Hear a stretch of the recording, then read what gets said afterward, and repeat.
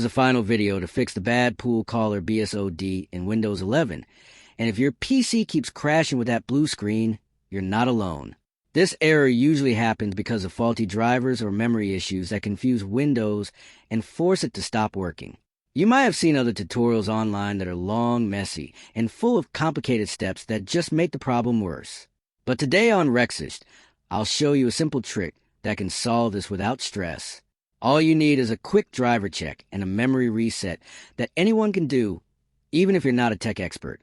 Follow this method, and your PC should stop showing the bad pool caller error almost immediately.